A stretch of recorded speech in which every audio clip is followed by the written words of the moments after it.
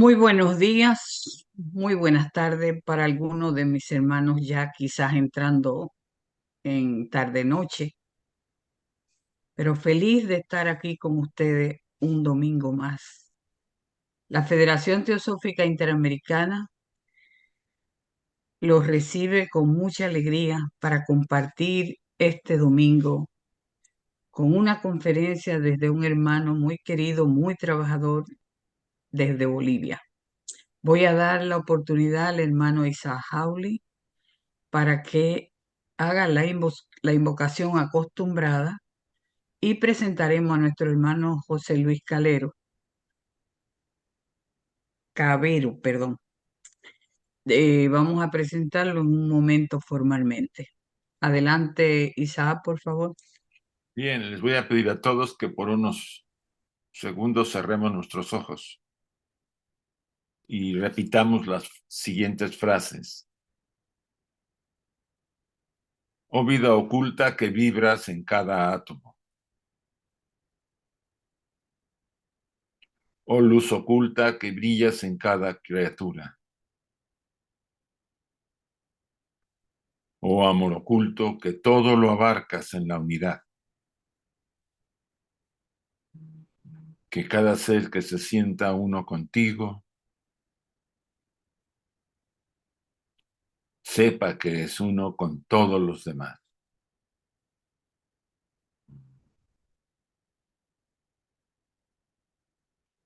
Así sea.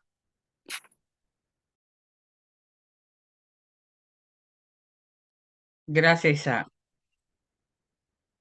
Pues hoy tendremos a nuestro hermano José Luis Cabero. Su segundo apellido es Caballero, miembro de la Sociedad Teosófica desde el año 2016. Actualmente presidente de la rama Paz en La Paz, Bolivia. Trabaja en el equipo de difusión de la Federación Teosófica Interamericana. Es un estudioso de antropogénesis y sus vínculos con las culturas precolombinas y aporta todo su conocimiento a todo el hermano que lo necesite. He conocido a través de estos medios a José Luis y sé que es un hermano muy cooperador. Hoy el hermano José Luis Cabero nos trae una charla sumamente interesante y es Lipica, los señores del karma. Sé que va a ser muy buena para nosotros porque el karma es un poquito complicado y él nos traerá algo para nosotros poder entender esa ley bien, bien interesante. José Luis, en este momento los micrófonos son suyos y gracias por atender a nuestra invitación para todos los hermanos. Con ustedes, José Luis Cabero. Adelante, José Luis. Gracias, Magali. Buenos días, buenas tardes, tal vez buenas noches. Bueno, pues agradezco en primer lugar a la Federación Teosófica Interamericana por darme este espacio para compartir este estudio. Les voy a pedir antes de empezar que me ayuden con la siguiente dedicación. Respiramos profundamente. Oh Pushan, oh sustentador de todo, abre los labios de la verdad, ahora ocultos bajo áureo velo, para que los devotos de la verdad podamos ver.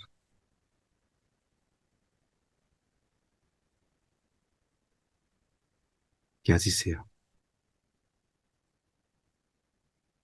Bueno, vamos a empezar con la charla de hoy domingo. El contenido de la charla es el que ven ustedes ahí en la pantalla. Primero, ¿quiénes son los señores del karma? ¿Qué trabajo realizan en la tierra con nosotros? Y la última parte, tal vez la más compleja, sobre la jerarquía lípica, de dónde viene, ¿no? En la imagen que ven en la pantalla, es una imagen que de alguna forma trata de mostrarlos. Ellos son una jerarquía arrúpica, sin forma. Y en este caso esta es la imagen de los 4 Maharajas y de Barajas, agentes kármicos, colocados en los 4 puntos cardinales donde gobiernan las fuerzas cósmicas y nos cuidan.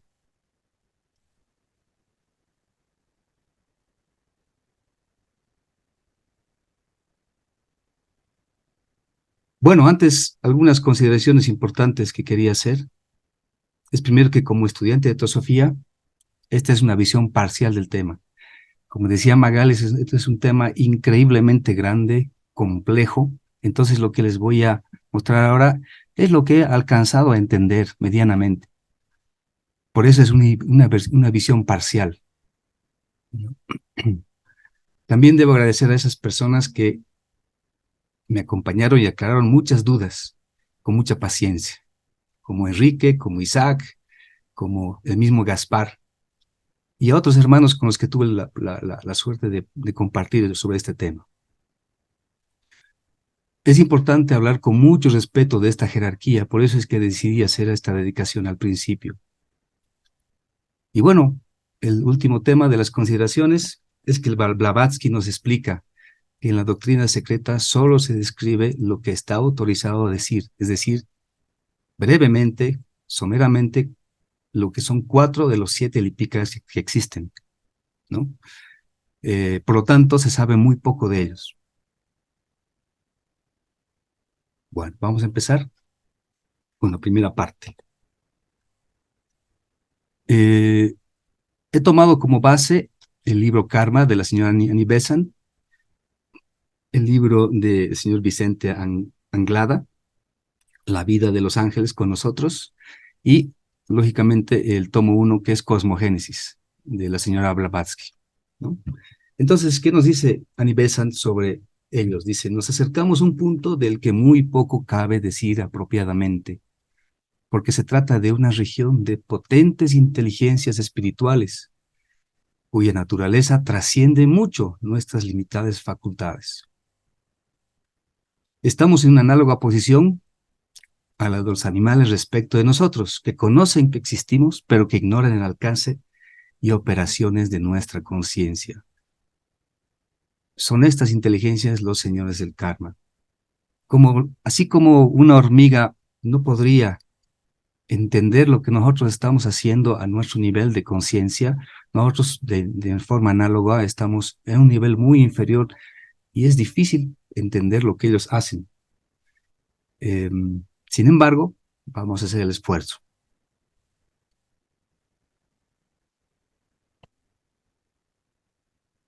El señor Anglada también dice sobre ellos, impenetrable es el secreto que envuelve esta excelsa vida de los señores del karma, que solo será revelado en el devenir de trascendentales iniciaciones recibidas en los más altos niveles del sistema solar. Una parte del secreto que puede ser revelado acerca de los señores del karma es que son entidades angélicas de elevadísima e indescriptible perfección. La imagen que ven a la derecha, tenemos alguna idea de esas jerarquías espirituales muy elevadas, pero lamentablemente tendemos y nuestra mente tiende a antropomorfizarlos, es decir, a darles forma humana, ¿no? Y yo preferiría verlos así. Sí, una forma humana porque son jerarquías arrúpicas que obviamente manejan una jerarquía, ¿no? Y trabajan en todo el cosmos con K. Cada uno de ellos rige un sector definido dentro del sistema solar, realizando su labor por medio de una infinita y prodigiosa cantidad de devas de distinta jerarquía, quienes ejercen definitivamente su poder desde los niveles superiores, los arrúpicos sin forma, hasta las más objetivas formas de vida de los reinos inferiores, es decir, en todo el cosmos, ¿no? Ellos no trabajan solos, no son islas, sino trabajan de la mano en fraternidad con una infinita y prodigiosa cantidad de devas de distintas jerarquías. Es imposible entender para nuestra mente concreta el alcance del trabajo que hacen.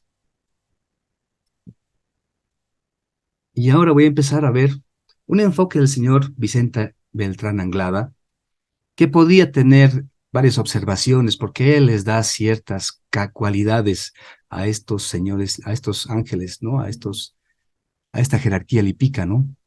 Pero lo que rescato de él es la forma de hacernos entender cómo trabajan ellos. Entonces, ¿cómo trabajan ellos en la tierra?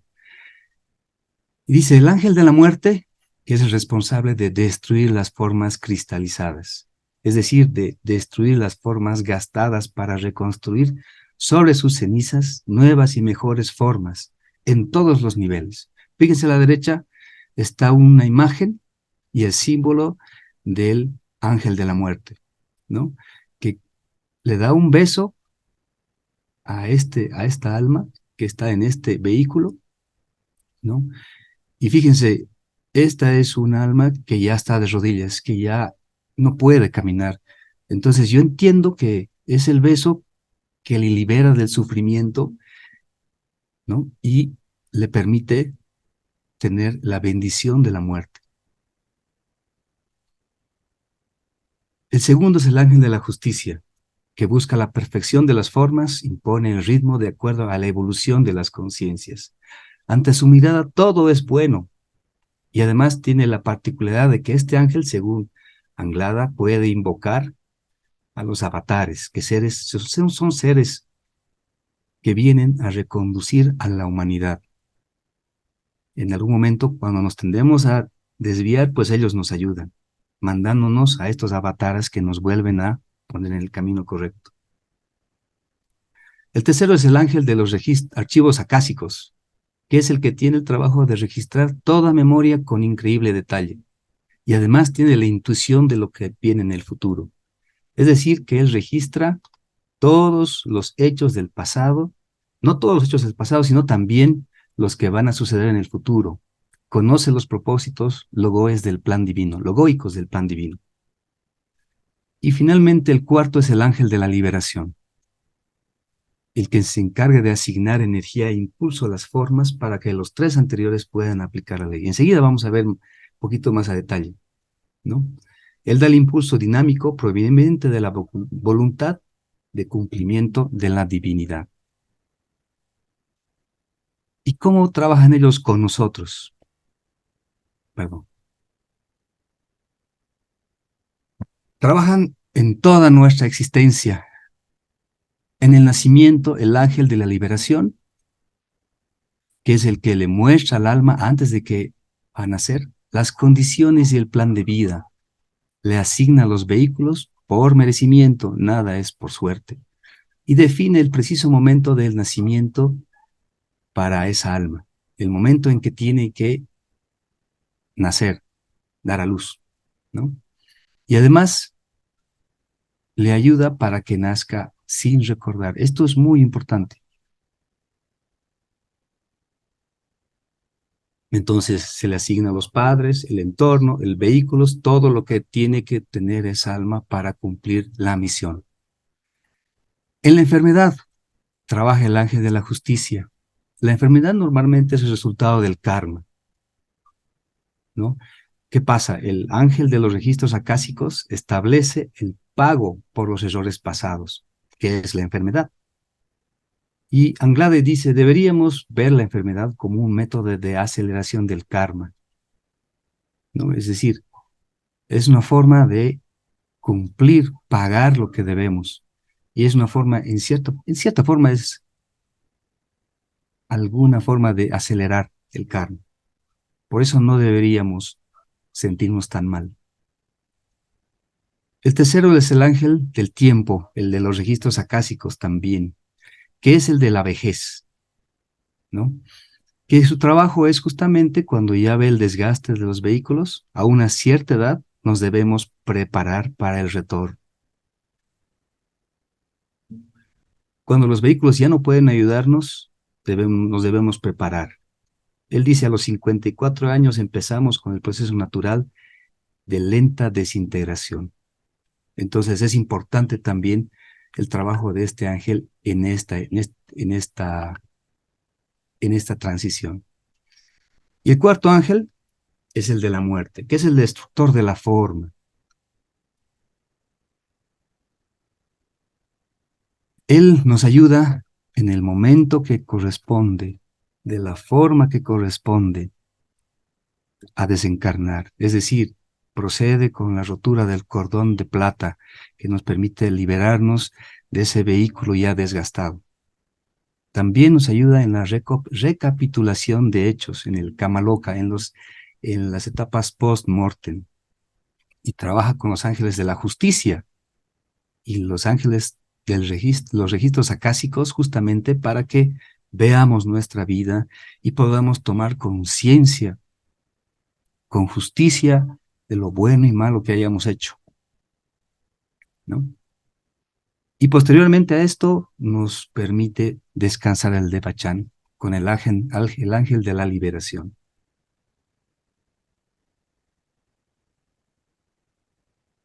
Bueno, ahora voy a pasar a lo que explica Annie Besant, que Annie Besant lo lindo es que lo explica con más detalle, ¿no es cierto? Y cómo ellos nos preparan para nacer, nos ayudan durante la encarnación y nos ayudan también a desencarnar.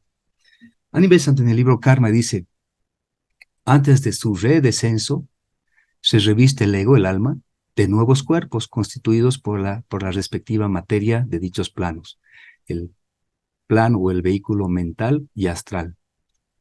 ¿Cómo? De conformidad a los resultados de su pasado karma. Es decir, antes de nacer, pues tenemos que volver con una misión, con un dharma. Y todo eso debe prepararse anteriormente al nacimiento. Entonces, se nos dan nuevos cuerpos según la tarea que dejamos pendientes. Yo me imagino como una mochila que dejamos antes de entrar al Devachan a descansar. En esa mochila tenemos todas las cosas pendientes que hemos dejado de vidas anteriores, y al volver tenemos que volver con nuestra mochila, más o menos pesada.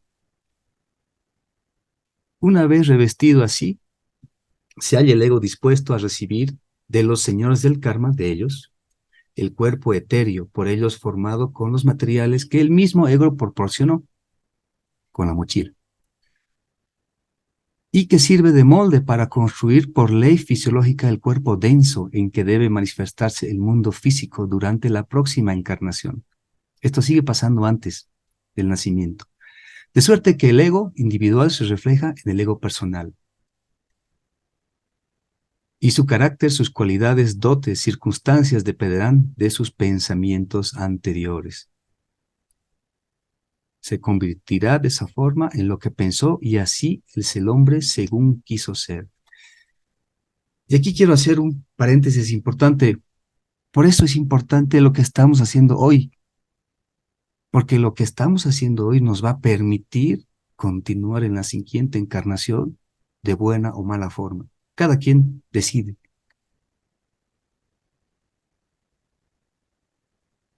El cuerpo etérico, el molde para construir el físico, ¿no? Depende de el plan que tenemos y las acciones que traemos de la vida anterior. Entonces ahora estamos haciendo los planos de lo que seremos después.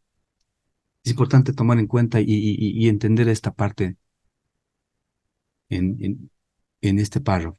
Entonces fíjense, en la imagen ustedes ven cómo están los lipicas acá, planificando lo que va a ser esta alma en el nuevo vehículo, ¿no? Y el molde etérico se refiere al molde del cuerpo físico, ¿no? El cuerpo astral, el doble etérico también. Entonces, evidentemente sabemos nosotros que el doble etérico lo dan los pitris lunares, ¿no? Pero ellos son una jerarquía que trabajan juntamente con los lipicas. trabajan para ellos, trabajan juntos, no trabajan separados, como les decía anteriormente. Y ellos nos dan las formas. Fíjense, aquí está el espermatozoide, cómo va tomando las diferentes formas antes de nacer, ¿cierto? Y todo esto está planificado, todo esto está calculado, todo esto está diseñado anteriormente por ellos. Fíjense, aquí sigue el embrión y toma la forma antes de nacer. Y no solamente para nosotros, sino también para todas las formas de vida, como decía al principio. Fíjense, esta forma de vida tiene un proceso de creación de la forma. ¿Mm? Como también dice la doctrina secreta, están los señores de karma relacionados ¿a qué? Con el destino y nacimiento de cada ser humano. Yo diría de cada ser.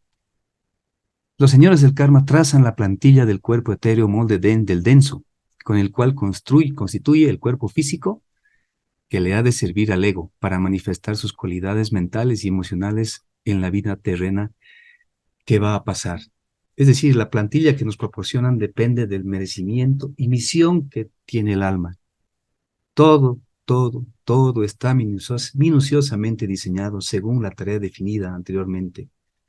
Este diseño es ejecutado por los maharajas, los agentes kármicos. Y dice así, los señores del karma entregan la plantilla a los 4 maharajas, quienes son, como dice la doctrina secreta, son los protectores de la humanidad y los agentes del karma en el mundo terrestre. Y Blavatsky añade al respecto, da un poquito más sobre sus características. Son 4 ruedas aladas en cada ángulo para los 4 santos y sus huestes. Son los 4 maharajas o reyes de los Dhyan Chohans, los de barajas que presiden los 4 puntos cardinales.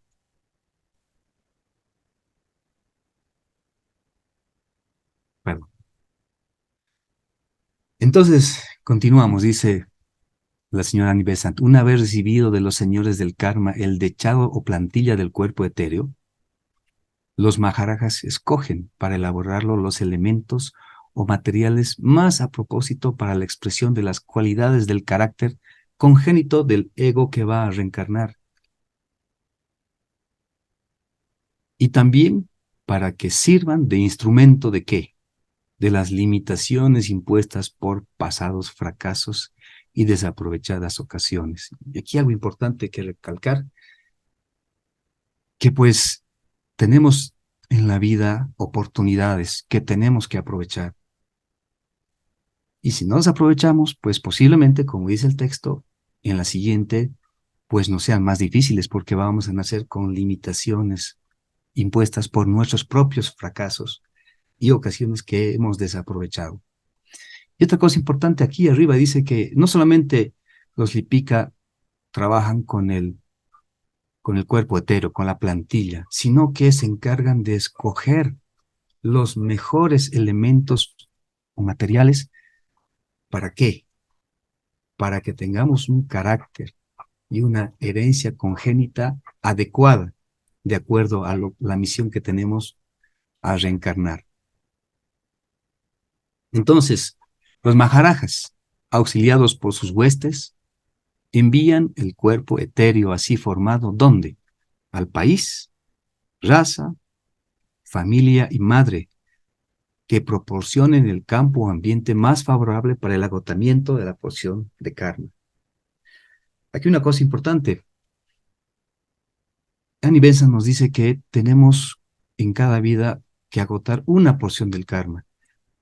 ¿Por qué? Porque sería muy difícil posiblemente o duro agotar todo el karma. Aunque también hay una forma de tener un atajo y han habido almas que lo han podido hacer. Pero bueno, normalmente nos dan una parte del karma que tenemos que agotar, ¿no? Y como les decía anteriormente, esta jerarquía nos explica antes de nacer todo el plan de vida que tenemos y todas las limitaciones, y nuestra alma en plena conciencia acepta y hasta posiblemente escoge la forma, ¿no? De todas formas, ellos se encargan de darnos lo mejor para poder cumplir la pasión del karma, la misión. Yo veo acá un hermoso ejemplo de compasión que ellos tienen por nosotros. Es como los padres nos dan lo mejor a los hijos. ¿Mm? Continúo, dice, no es posible agotar o extinguir en una sola vida todo el karma acumulado por el ego, seguramente.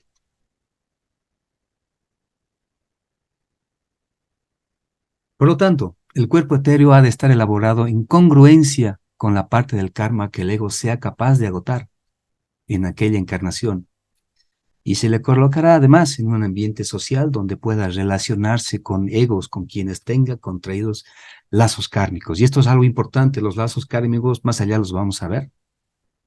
Es importante que tomemos conciencia de cómo se hace, ¿no?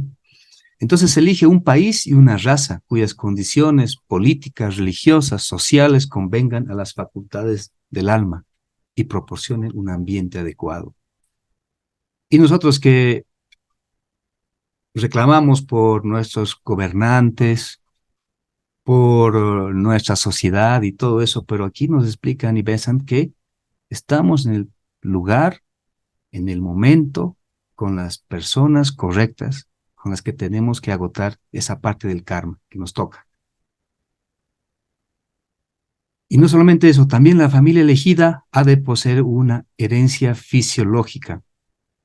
A propósito, ¿para qué? Para proporcionar la materia física requerida para la adaptación del cuerpo denso al molde etéreo, de suerte que el cuerpo físico sea algo importante, sea un eficaz instrumento de manifestación y expresión de las facultades mentales y emocionales del ego.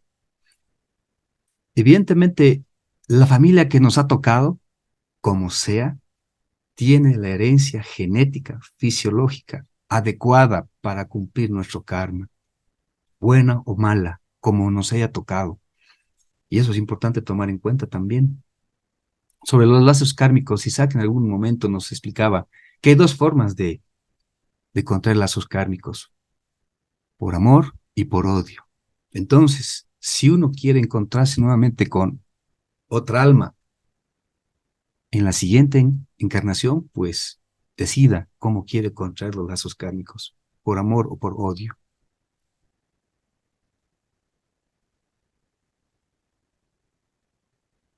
A nivel grupal, ¿cómo trabajan la jerarquía lípica con nosotros?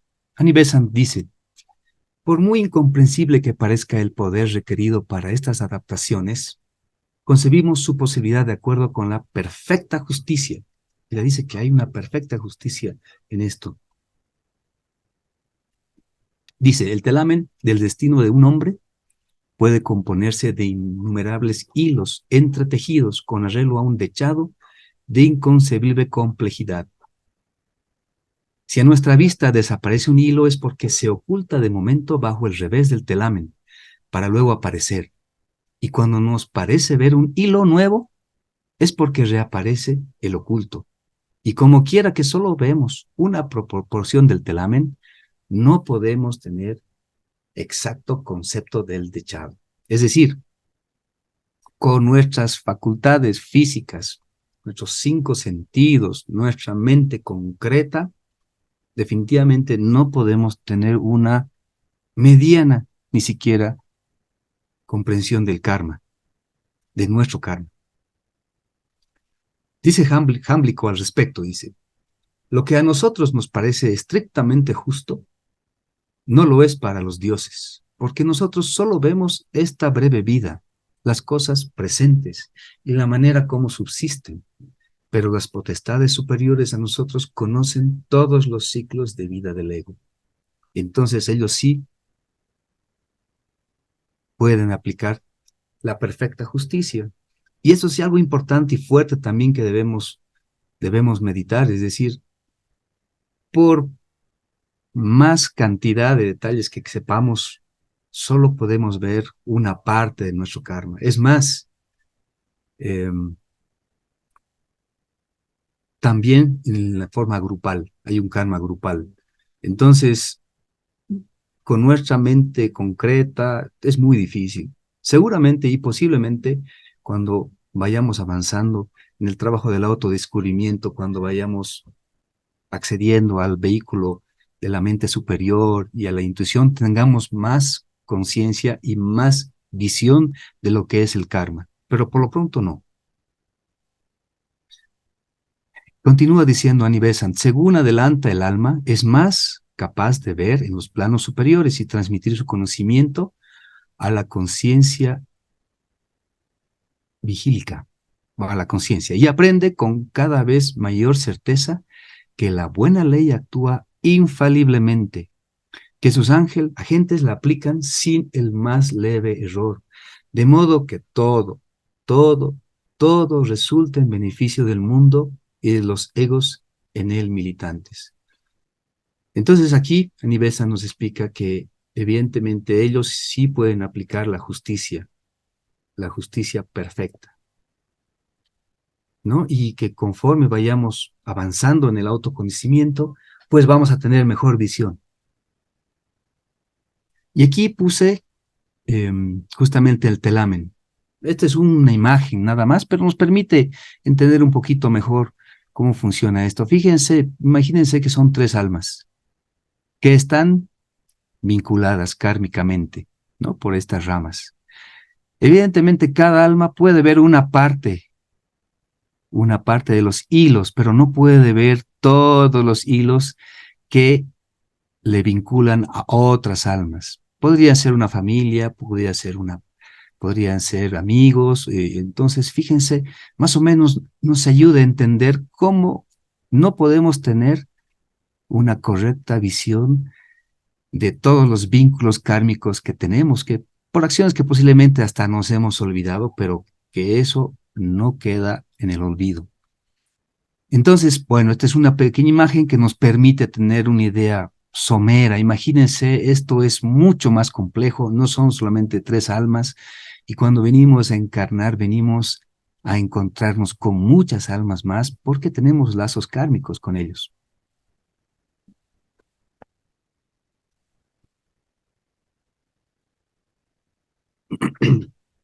Como ejemplo, aquí Anibesan da un ejemplo, dice, si un ego trata duramente a otro a quien debe cariño y protección o servicio de cualquier clase, renacerá el despreciado hijo, como hijo único del y heredero de quien en una vida anterior lo vejó y en la presente lo adora, pero al morir prematuramente, la aflicción de los padres se lamentará de la injusticia de Dios, entre comillas, que les arrebata su único hijo, en quien tenían puestas todas sus complacencias, mientras deja con vida los numerosos hijos de su prójimo.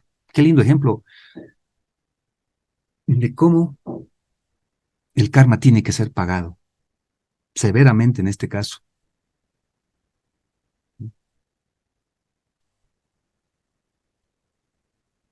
Los defectos congénitos resultan de un deficiente cuerpo etéreo. Recuerden, les había dicho que el cuerpo etéreo está a medida del karma que nos toca cumplir, bueno o malo.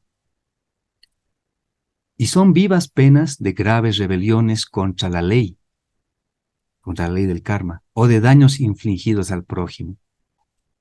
Los señores del karma trazan dichos defectos en la plantilla del molde etéreo. Imagínense, nuestro molde ya viene con los defectos y las virtudes, obviamente, ¿no? Para que el cuerpo denso resulte con las deformaciones necesarias para enmendar los errores del ego.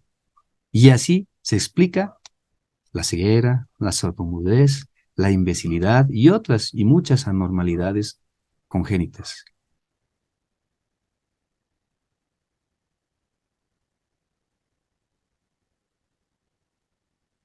Así es la justa administración de la ley por los señores del karma, que actúa en la reencarnación del ego en una familia afectada de una dolencia hereditaria, cuyo sufrimiento le es necesario al ego en su nueva personalidad. ellos favorecerán la manifestación de las facultades artísticas. No todo es severo, sino también es justo, ¿no? Entonces dice, los señores del karma favorecerán la manifestación de las facultades artísticas por medio de un cuerpo etéreo que facilite la construcción en el cuerpo denso de un delicado sistema nervioso y escogiendo una familia en que sea hereditaria la facultad artística desarrollada por el ego. Yo pienso que por algún motivo hemos llegado a la teosofía. No ha sido suerte. En algunos casos puede haber sido un merecimiento o una oportunidad que debemos aprovechar. Así vemos que para la expresión de la facultad musical, por ejemplo, se necesita un cuerpo físico con muy delicados y agudos sentidos del oído y del tacto, que proporcionará más fácilmente la herencia fisiológica. Entonces, también por merecimiento, pues somos premiados. Pero tal vez el tema castigo o premio se queda muy atrás. Es que somos justamente retribuidos, yo diría, ¿no?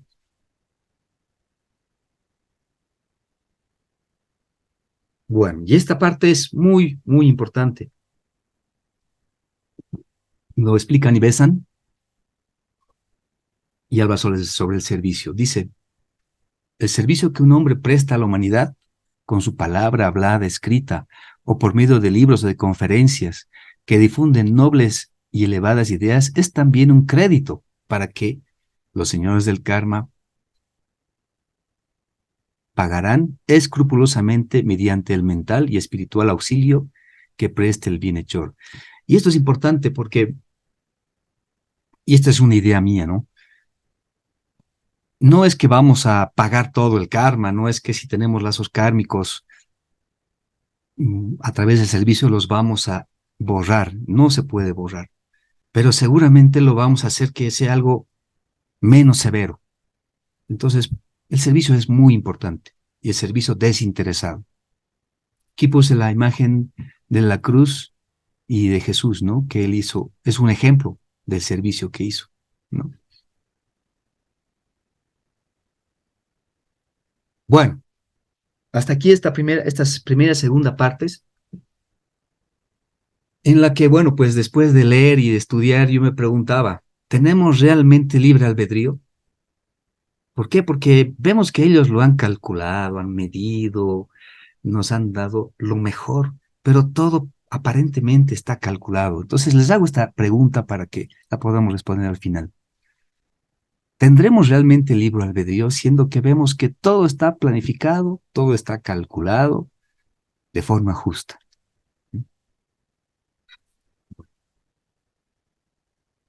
Vamos a pasar a la tercera y última parte. Y aquí me he permitido con, con la ayuda de lo que nos explicaba y nos enseñó Isaac Hawley, hablar de las dos creaciones. Miren, antes de empezar esto, no es necesario que lo entiendan todo, es más, ni yo lo entiendo todo, pero que agarremos las ideas principales de lo que vamos a hablar ahora. Porque esto es cosmogénesis. No es fácil, es complejo, tiene, inclusive nos decía Enrique que tienen 7 claves. Yo creo que ojalá que podamos llegar a la segunda clave, pero bueno, pues lo importante es intentar, ¿no? Entonces, bueno, antes de hablar de las dos creaciones, voy a hablar de esto, de esta imagen que ustedes ven, el Big Bang, ¿no? Donde todo, según la ciencia, explica que empezó. Aquí ocurre el gran estallido, el Big Bang, donde en la primera parte se crea la materia, todavía no existe la materia como la conocemos ahora, y después, poco a poco, se van creando ya las galaxias, los planetas y todo, ¿no? Lo que conocemos. Pero Isaac nos explicaba que en los Puranas hablan de dos creaciones, que esta no es la única creación, que hay dos. Entonces, evidentemente, hay una primera creación, donde aquí ahí se crea todavía algo, y una segunda creación, que es la que ya conocemos, ¿no es cierto? Donde está lo manifestado, la materia, ¿no? El Big Bang estaría un poquito antes de la primera creación, de que termine la primera creación. Entonces voy a usar Antes, hay algo importante. La primera creación es noumenal, arquetípica, donde todo se crea en potencia. Cuando hablemos de la primera creación, no estamos hablando de la manifestación de la materia, no para nada. Estamos hablando de la potencia, ¿no? En un nivel, diría, hasta espiritual. En esa primera creación, nada es material. Después de la primera creación hay un periodo de descanso y después continúa con la creación fenomenal, que es la materia, la segunda creación. Entonces, veamos esta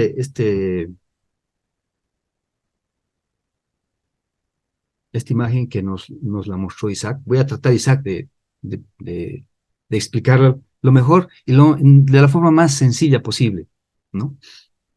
Bueno, les decía, en la primera creación, que es la creación de la luz espiritual, que es diferente a la creación de la materia, porque los Puranas nos dicen que es la creación de las tinieblas, es decir, que la materia son tinieblas, es maya, ¿no? Es ilusión, que la verdadera luz está en la primera creación, que es la espiritual. Entonces, bueno, aquí vemos que hay 7 etapas en esta primera creación: potencial, noumenal. La primera, la creación de la mente divina, de Mahat, ¿no? Luego está la creación justamente de la jerarquía de la que hablamos, la creación de los Lipika, en potencia nuevamente. Luego está la creación de los señores de la mente, ¿no? Los Agnishvatas o Manasaputras. Luego está la creación del reino vegetal. Ojo, no estamos hablando del reino vegetal como lo conocemos. Todo se crea primero en potencia. Y aquí está la creación de los animales, ¿no? Y luego dice la creación del resto de las divinidades, y luego habla en la Biblia inclusive del séptimo día, del día del descanso, ¿no? Entonces, todo esto, nuevamente les digo, es en potencia, arquetípicamente, noumenalmente. Y todo aparece a través del absoluto. El absoluto es la seidad. Es difícil hablar de la seidad porque no la podemos imaginar, pero es el absoluto, ¿no? Entonces, ¿qué pasa al principio? Fíjense, en las tinieblas aparece un círculo blanco, ¿no? Que es el campo, el fondo del universo, es el lugar donde se va a aplicar la creación noumenal. Luego está la primera diferenciación, cuando aparece el punto en el círculo blanco, la primera diferenciación donde aparece la padre y el madre potencialmente. Aquí estamos hablando de Mula Prakriti, potencialmente. Y luego aparece el tercer logos, ¿no? Que aquí está el primer logos, que el primer logos es lo inmanifestado, el segundo logos es luz y oscuridad, la dualidad, nuevamente, y Mahat. Entonces, Isaac me explicaba que de la seidad irradia un rayo, pasa por acá, viene, pasa por los 3 logos y retorna, ¿no? Y a partir de aquí ya se crean potencialmente nuevamente la dualidad, espíritu y materia, el segundo logos y el tercer logos, que está acá, ¿no es cierto? Y a partir de acá, el tercer logos, ya se crean las primeras 3 jerarquías, que en la doctrina secreta nos dicen que son arupa, no tienen forma, ellos no tienen forma, no necesitan de forma.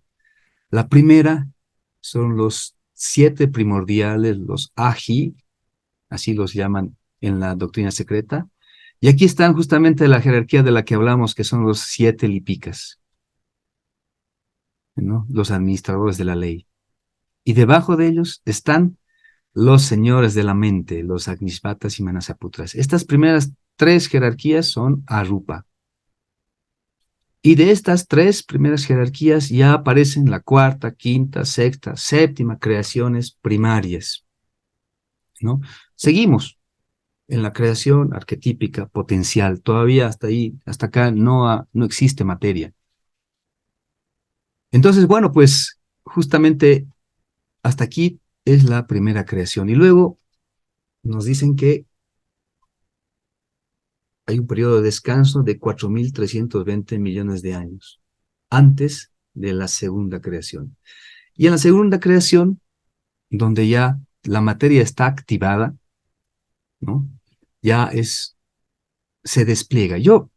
Bueno, para darles un ejemplo que es muy burdo, pero en cierta forma va a ayudar, es que antes de construir una casa, nosotros no la construimos, sino hacemos los planos de lo que va a ocurrir. Entonces, estos serían más o menos los planos de lo que vamos a hacer. Aquí tenemos las ideas, conseguimos los fondos, dibujamos justamente la casa y todo eso, y recién aquí desplegamos todos esos recursos, todas esas ideas que están en la mente, las desplegamos en la segunda creación, que es la creación material.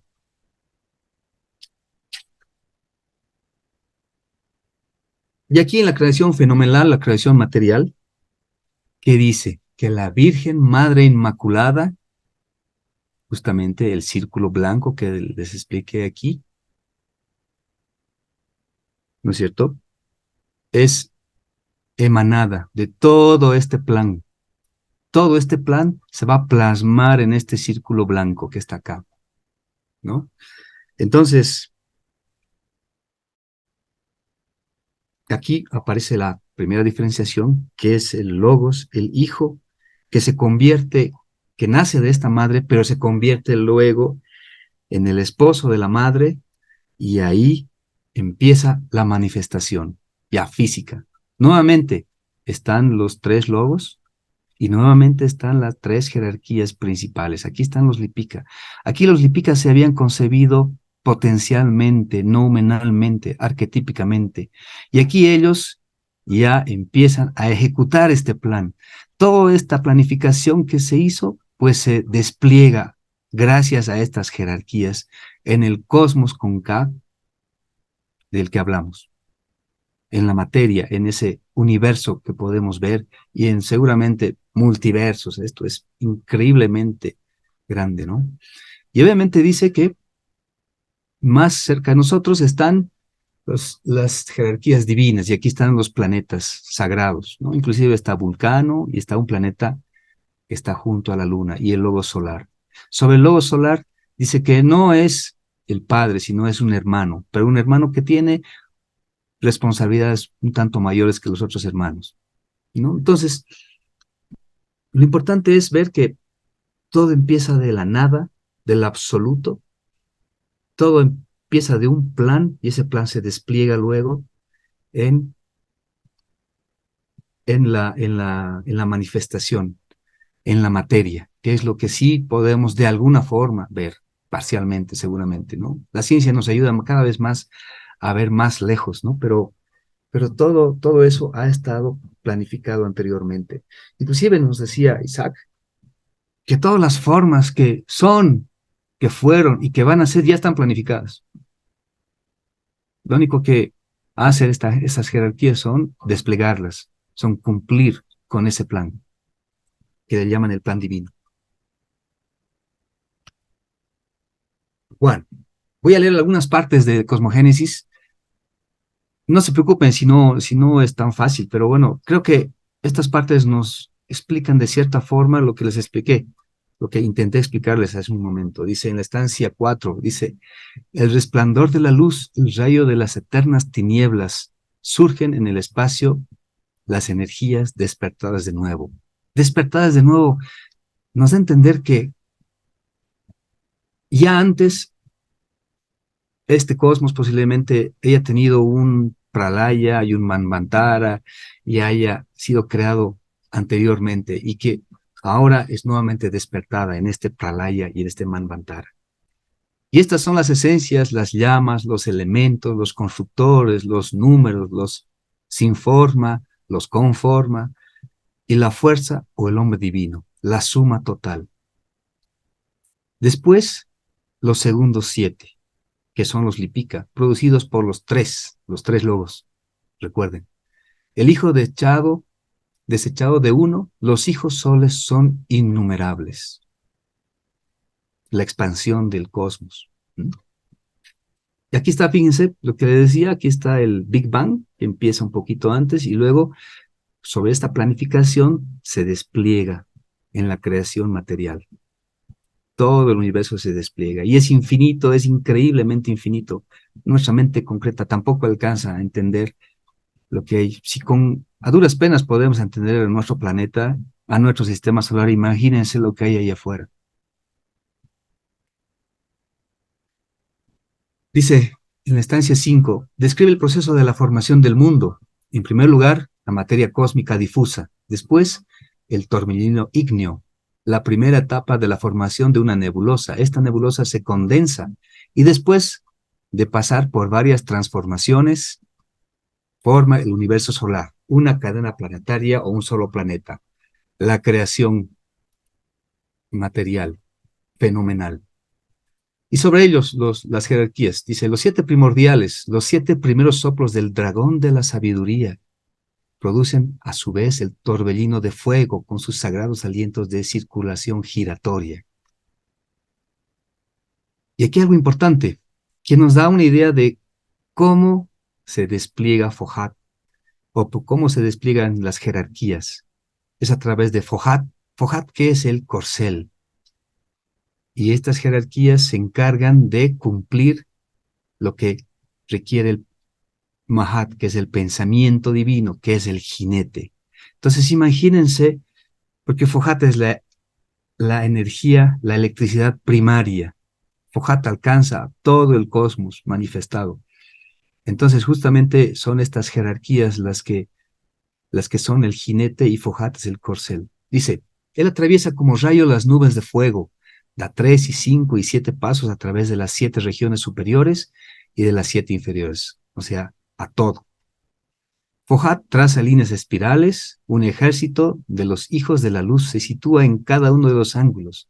Los lipikas se colocan en la rueda central, dicen ellos, esto es bueno. Y aquí bueno, esto es una imagen de la visión de Ezequiel que me llamó la atención. Podría estar equivocado, pero por lo que explica Ezequiel de cómo en esa visión se le abre el cielo y él ve a estas ruedas con ojos, dice, se abren los cielos y ve el cielo, las nubes con fuego de donde salen 4 seres vivientes con formas animales y humanas, 4 caras y 4 alas, iban y van en cualquier dirección, 4 ruedas cubiertas de ojos que brillan y giraban en todas las direcciones. Podría ser, no lo puedo asegurar, que es una visión de alguna de estas jerarquías, ¿no? Pero nos da una idea de lo increíblemente potentes y poderosas que son, y además de la gran responsabilidad que tienen.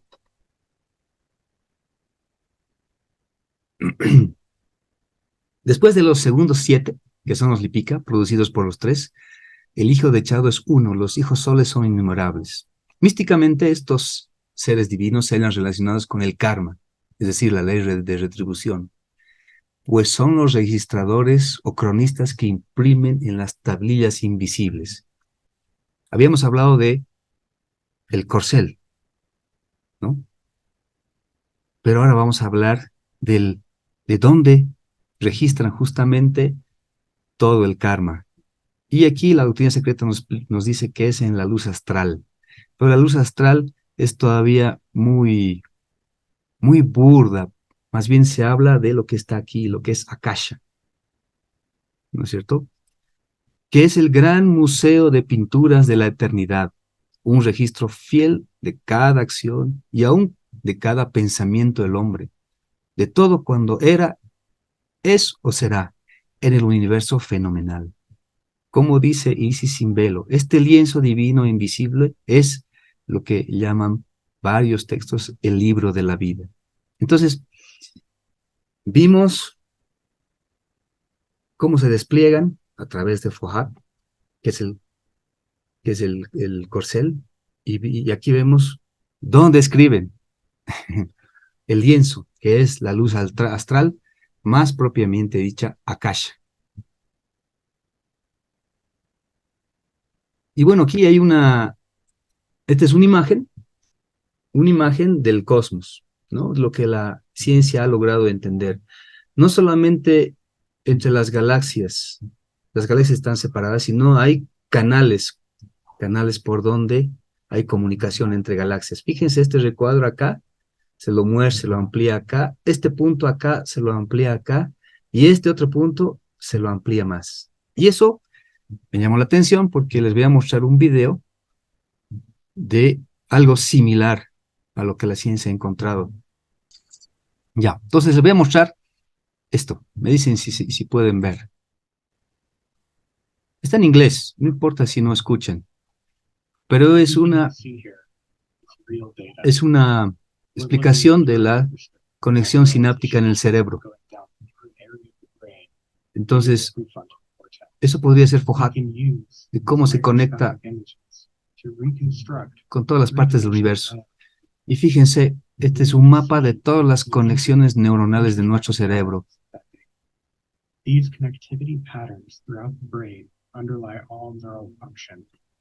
nos permiten todas nuestras funciones, en la tristeza, en la alegría, y esta es una visión tridimensional del nivel de conexiones que hay en nuestro cerebro.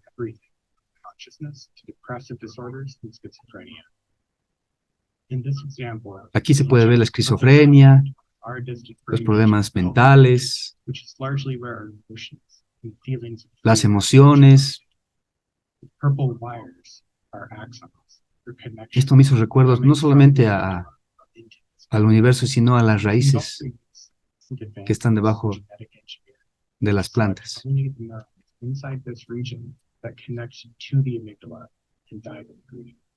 By combining both the green and purple dyes, we're able to see the full circuit of connections, viewing both the neurons that. Bueno, entonces veo mucha similitud, ¿no? A cómo también el cosmos con K está conectado.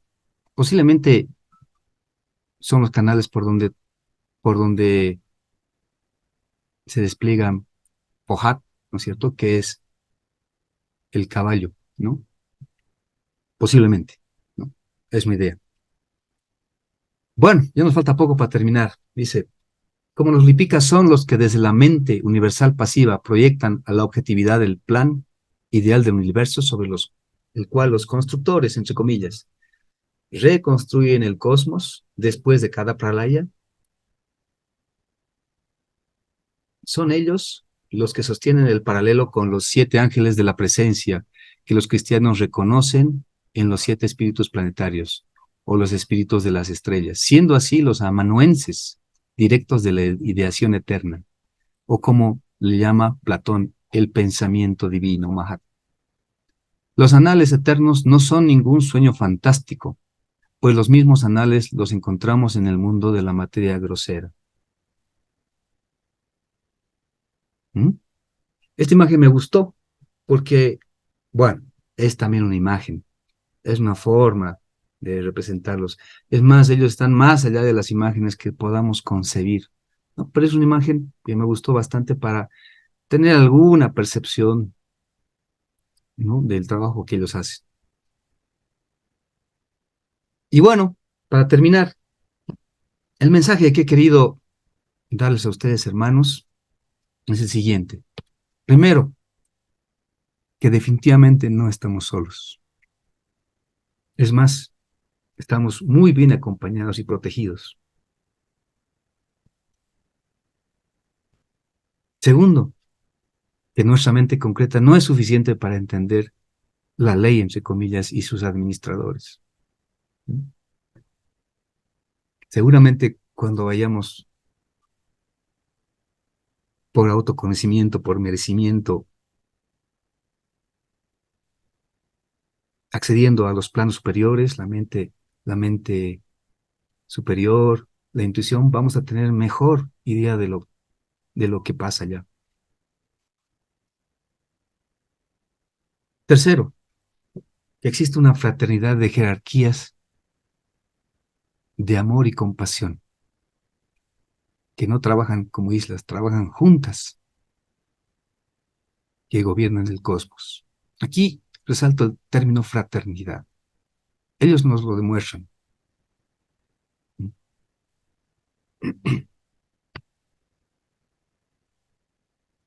Que el servicio definitivamente nos ayuda mucho. Es una forma de trabajar con ellos, ¿no?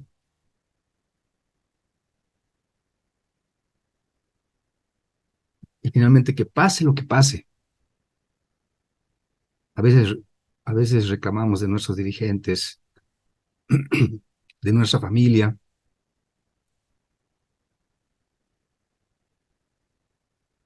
y que al final va a haber justicia, hermanos.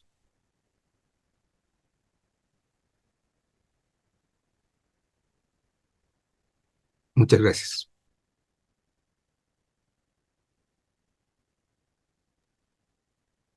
Gracias, José Luis, por tu charla.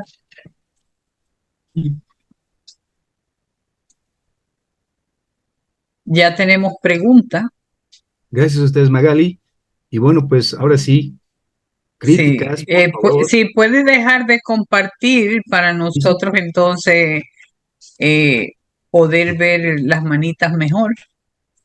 Ahora sí, Magali, ya está. Ok, gracias hermano por tu ayuda, por tu charla.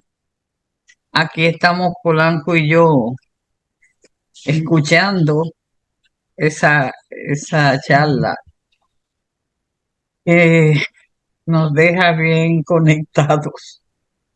Bueno, pues vamos a pasar a nuestro hermano. Adelante, Street Fighter. Gracias, Carolina.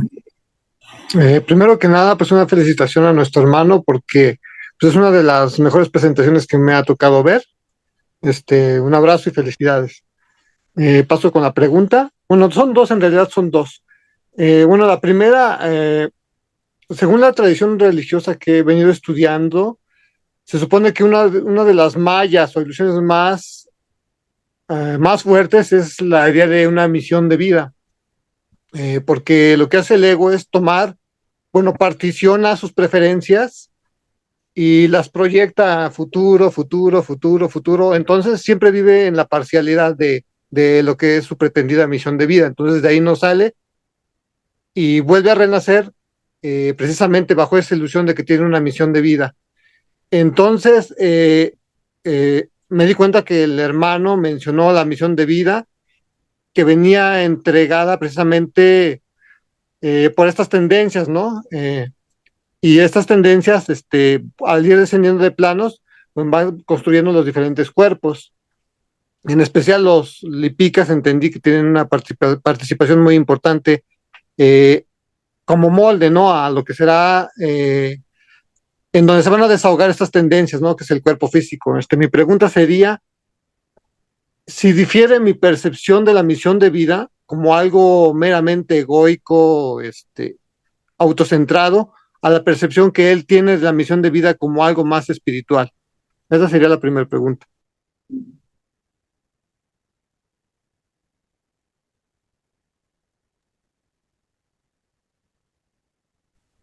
Gracias, Street Fighters. ¿Cuál es tu nombre, perdón? Bueno, pues soy Enrique. Enrique, gracias. Bueno, no conozco mucho sobre la cosmovisión maya, ¿no? Pero lo poco que he leído tiene mucha similitud a la cosmovisión de otros pueblos de América. Perdón, Maya, me refería a Maya de la ilusión. Ya, de la ilusión. La ilusión de ser del ser separado, ¿no? La ilusión de la personalidad y de su constante proyección al futuro. Perdón, a eso me quería aclarar que eso me refería con Maya. Ya. Bueno, sobre la misión de vida, pues es el Dharma, no es nuestro Dharma. Que parecería que nuestro Dharma es la misión que nosotros percibimos, pero lo que quería explicar es que todo eso está planificado con mucha justicia y yo diría amor y compasión por ellos. Gracias. Ellos nos dan como los padres yo diría hasta mejor que los padres, las mejores condiciones para que podamos agotar la porción del karma que, que nos toca, ¿no? Ahora, de nosotros depende si logramos entender esa misión de vida, porque cuando nacemos sin ninguna, o sea, desprovistos de lo que nos han planificado ellos. Nuestro alma entiende y asume ese plan, pero al nacer lo hemos olvidado. Entonces, a lo largo de la vida nos ocurren muchas cosas que nos enseñan esa misión justamente, ¿no?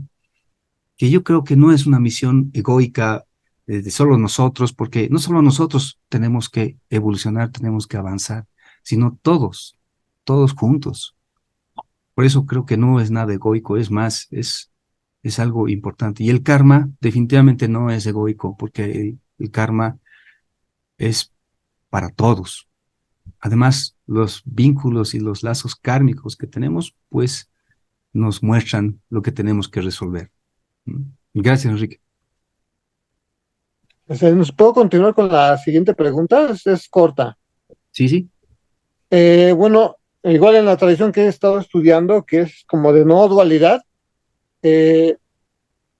bueno, se enseña que el karma o el pretendido karma que está en los depósitos, en estos depósitos que hablas en akáshicos, que es bastante recortable cuando existe la eliminación de los samskaras principales que mantienen la ilusión del yo, ¿no? Es decir, cuando dejas de creer que eres el actor, empieza a fluir como que la vida, ¿no? Como que hay una convergencia de pasado, presente y futuro. Es decir, como que el karma por sí mismo se va agotando de manera acelerada y no es de que te vengan y te acaezcan, no sé, catástrofes o desgracias, sino que en ese centramiento en el ser estás como que muy perceptivo a cada una de tus acciones y cada una de sus repercusiones, de tal manera que puedan agotarse en ese mismo momento y no se formen como que cadenas. Entonces eso es lo que yo entiendo como una manera fácil de agotar el karma, o sea, tus tendencias, o sobre todo las Es que hay tendencias, gente que quiere que sepan que ellos saben. para que, para que esas no se reproduzcan, ¿no? Para que no se generen hábitos. Por eso es lo que yo entiendo. Se está contestando el... No sé si nos puedas comentar algo acerca de esta perspectiva de que lo principal es como que acabar con la percepción del yo, la percepción de ser un actor, para que se reduzca de manera muy acelerada el karma. No sé si tengas algo que decirnos al respecto. Gracias. Claro, bueno, ya nos explicaban en la enseñanza de que venimos del reino vegetal, animal, y ahora en el reino humano ya venimos individualizados. Es decir, el karma también es individual, pero pensamos que solo estamos nosotros, que solo importamos nosotros, y justamente el trabajo es entender de que no es así, de que igual estamos juntos. Entonces, y el karma justamente se encarga de que vayamos avanzando, ¿no? Eh, Decía al principio que tenemos oportunidades y si las aprovechamos, pues en la siguiente vamos a poder tener mejores condiciones para avanzar más rápido. Y si no las aprovechamos, pues en la siguiente vamos a tener más limitaciones. Parecerá justo, parecerá severo, yo diría que parecerá benigno o severo, yo diría que es justo lo que necesitamos. Y, y, y bueno, pues el tema de, del karma grupal también nos entiende. Todo está junto. Es alcanzo a concebir la inteligencia que pueda manejar eso. En nuestra mente me es imposible, discúlpenme. Pero algo podemos vislumbrar a través de los textos, ¿no? Algo. Gracias, Enrique. Gracias. Hasta la próxima. Gracias tanto a Enrique como a José Luis por la respuesta y la pregunta. Bueno, siguiendo entonces el orden, vamos Carolina, entonces le toca a Dani, ¿no, verdad? Sí, Dani. Adelante, adelante, Dani. Gracias, José Luis, gracias a todos, gracias a a la federación, muy agradecido. José Luis, mira, te voy a decir una verdad. Ingresé a la teosofía, puesto que el karma fue el punto que me tocó porque más me gusta. Eso y la muerte. Y tú acabas de poner o encender un poquito más la luz en mí para seguir estudiando el karma.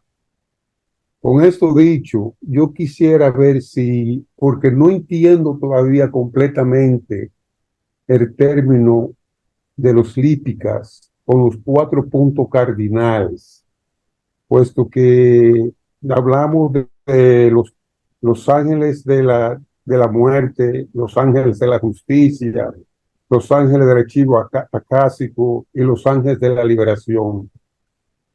¿Cuál de esos ángeles domina cuál punto cardinal? O si estoy equivocado, por favor, ilumíname algo en eso. Muchas gracias. Gracias, Dani. Primero un abrazo y qué lindo que digamos el tema te haya llegado, ¿no? Em, bueno, el señor Anglada justamente les da nombres, ¿no? El ángel de la muerte, el ángel de la justicia, el ángel de los archivos acásicos. Pero bueno, pues en ningún lugar de las enseñanzas antiguas se les da ese nombre. Yo creo que él les da el nombre para que entendamos con la mente que tenemos nosotros que ellos trabajan juntos. No es que uno solamente está en el oeste y en el norte. Es más, desconozco el por qué les dicen que están en los 4 puntos cardinales, pero lo que sí llego a entender es que están en todo. Por eso les dicen están en los 4 puntos cardinales. Y además que no solamente se encargan de cumplir el karma de este planeta y de los que viajamos en él, sino de protegernos. Claro, Entonces, hermano, porque el término, los 4 puntos cardinales, como que me confunde un poco, puesto que sé que son la segunda jerarquía, ve, y eso cubre todo el universo y todo el cosmos y todo lo que somos y seremos en el futuro. Entonces a veces me causa un choque de los puntos cardinales, pero te entiendo, hermano José Luis. Gracias infinitas. gracias, hermano. Gracias, Dani. Entonces, siguiendo el orden, Vilmari. Ok, adelante, Muchas Vilmari. gracias. Muchas gracias. Yo lo que quería, primero que nada, creo que esta plática ha sido muy interesante y también complementaria a esta que recientemente hemos recibido de los 7 rayos. Estas dos pláticas me permiten un poco visualizar que debemos ser muy humildes y agradecidos ante la vida que nos ha tocado vivir, porque tenemos de alguna manera, pues además de nuestro karma, un rayo que nos ilumina de manera preferente. Entonces, en este orden de ideas, yo quisiera preguntarle al hermano José Luis, que ha sido muy, muy, muy agradable su charla y estoy muy agradecida. ¿Qué piensa sobre en qué medida podemos tener una intuición respecto a por qué, por ejemplo, por qué tenemos este cuerpo, por qué tenemos que pasar por estas pruebas? Si cree que es factible que podamos tener una intuición, porque a mí me ha pasado, a veces me explico, ¿y por qué me está pasando esto? ¿Y por qué me está pasando aquello? Y ahora, gracias a la teosofía, como que empiezo a tener ciertas intuiciones de por qué me está pasando en función de mi karma. Pero bueno, me gustaría saber el comentario del hermano si es que tuviera bien hacerlo. Gracias. Gracias, Mari. Y también muy contento de lo que has dicho, porque debemos ser agradecidos de lo que tenemos, lo que somos, hasta los problemas que tenemos, porque nos muestran, pienso, lo que tenemos que resolver. ¿Mm? Y como decían en la charla, que ellos nos dan lo mejor para que agotemos la parte del karma, porque los que tenemos mucho karma, pues sería imposible que podamos agotar todo, tal vez más allá. Pero yo pienso que, o sea, tenemos todo. Es más, yo me preguntaba mientras estudiaba, porque alguna vez a uno le interesa, dice, pucha, ¿qué he hecho en mis anteriores vidas? Entonces, y la respuesta es pues lo que uno es hoy, lo que tiene, la familia que tenemos, los problemas, el país donde vivimos, eh, todo está calculado para que podamos cumplir con la misión y agotar esa parte del karma. Entonces, bueno, pues lo que nos queda es pues trabajar, como explica la teosofía, en el autoconocimiento. Y como decías, posiblemente más allá, cuando logramos acceder a la mente superior, al Buddhi, podamos tener mejor entendimiento de lo que es nuestro karma. Hay almas que lo han hecho, como el Buda, por ejemplo. El Buda ha logrado con muchísimo trabajo, pero es un ejemplo de que sí se puede, ¿no? Obviamente el Buda es el Buda, ¿no? Pero bueno, pues son pues almas que han venido, yo pienso, como explicaba, son almas importantes que han venido a guiarnos, a la humanidad, a todos, a ser inspiración. Gracias, Bermadi. Muchas gracias, hermano. Gracias, Vilmari. Gracias, José Luis, por la respuesta. Vamos a pasar entonces, me corrige a Enrique, ahora, a Enrique de... Hernández. Es que no veo el apellido, Hernández. Hernández. Gracias, Enrique. Hernández. Adelante, Enrique Hernández. Gracias, José Luis. Hay que decir el apellido porque soy un tanto Enrique. Sí, son muchos, perdóname. Y como no te sale el apellido, pues ni te veo la carita que va. Entonces paso por el error yo. Bueno, cuídate, mi niño. Adelante, mi hijo, por favor. Bien, José Luis, en cuanto al cuadro de los principales aspectos del karma en la vida, el punto número 2 que se refiere que el karma es un castigo o enfermedad, según dice ahí. Entonces mi pregunta ¿es un castigo es un castigo o es una enseñanza que se nos presenta para nosotros aprender algo que a través de ese karma loca no podemos ver bien la enseñanza que se nos está presentando? Claro, quizá con ese castigo o esa enfermedad, o no sé si usted me puede aclarar este punto. Gracias. Gracias, Enrique. Bueno, normalmente hablamos como el karma por los castigos que recibimos, ¿no? Y eso no es el karma, ¿no? Es más, decimos, es tu karma, por eso te tocó sufrir, pero vemos que no es eso el karma, precisamente no, porque el karma es justicia, con amor y compasión. Tengo esa idea después de la charla. Eh, es como cuando estamos aprendiendo en el colegio y algo no entendemos o no cometemos un error y el profesor nos da una tarea más adicional. Entonces decimos, pucha, este profesor, qué malo que es, ¿no? ¿Por qué me da una tarea adicional, ¿no? Pero en realidad el profesor lo que quiere es que aprendamos, que pasemos el curso, que aprendamos. Entonces el karma, de alguna forma, es de esa forma, ¿no? Que tenemos que avanzar, tenemos que evolucionar y lo tenemos que hacer juntos, no solos. Entonces, tenemos esa mala imagen o esa incorrecta imagen del karma, creo, ¿no? Pero el karma pienso que es eh, un trabajo de amor y compasión de estas jerarquías elevadas, ¿no? ¿Mm? Gracias, Enrique. Gracias, Enrique y José Luis. Georgina, por favor, pase a la sala. Gracias.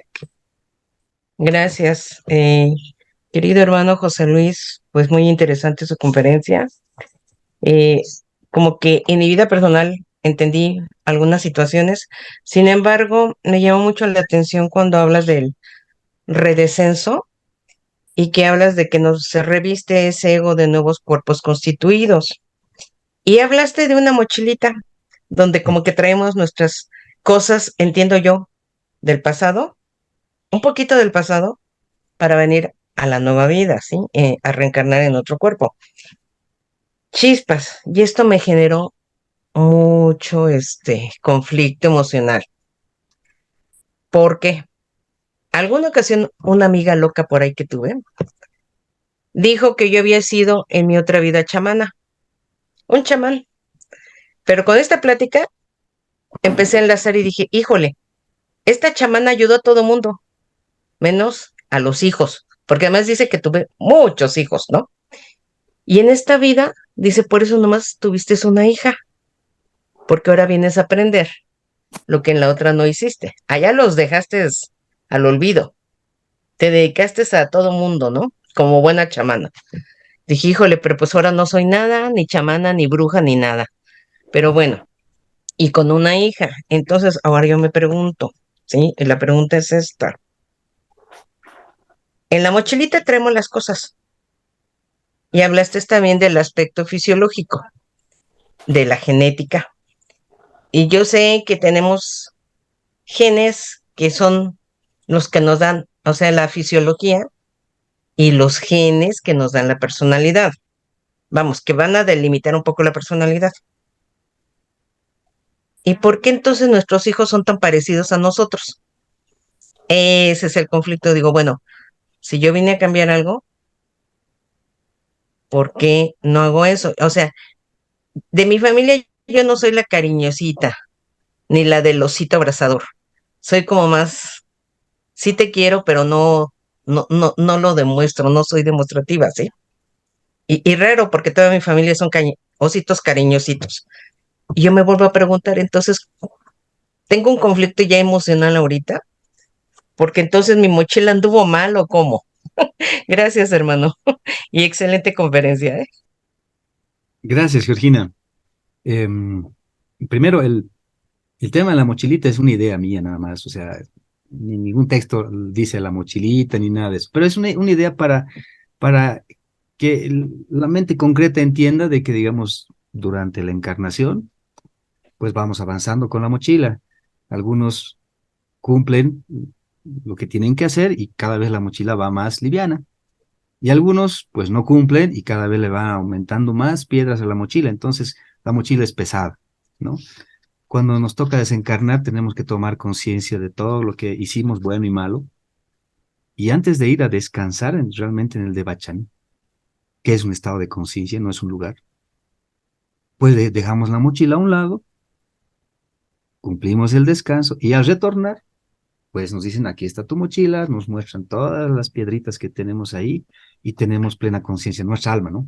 Tiene plena conciencia y nos dicen, bueno, pues ahora de todas las piedritas que tienes en la mochila, pues vas a trabajar con estas piedras, ¿no? Y ahí yo no te podría decir si nosotros escogemos o no, es posible que sí escojamos una vida fácil, escojamos una vida difícil, pero con mucho trabajo para dejar más, para liberarnos de más piedritas de esa mochila, ¿no? Pero bueno, pues esa mochila es una forma mental simplemente de entender que lo que tenemos pendiente se queda para cuando volvamos. Y cuando volvamos, tenemos conciencia de lo que nos toca hacer. Sobre, sobre tu dilema emocional de que por qué te pasa lo que te pasa, ese es un tema que yo no puedo responderte porque ¿quién soy yo para entender tus lazos kármicos? Yo creo que cada quien tiene que evaluarse y tratar de entender. Y algunas veces tenemos ayuda inclusive de eso, ¿no? Porque cuando algún problema es recurrente, por ejemplo, vuelve otra vez y nosotros le hacemos el quite, ¿no es cierto? Entonces, no estamos cumpliendo. Entonces, ese tipo de situaciones de recurrencia de problemas nos dicen, esto tienes que resolver y esta es la oportunidad. Porque si no lo haces en esta oportunidad y te haces el loco, como dirían, en la siguiente, pues lo vas a tener que hacer con más dificultades. ¿no? Entonces, el mensaje sería, bueno, pues lo difícil que hay que hacer en esta vida, resolvámoslos de la mejor forma posible, con, con las mejores intenciones, nos podemos equivocar, no somos los únicos que se van a equivocar. Es más, el único que no se equivoca es el que no hace nada. ¿Mm? Gracias, hermano.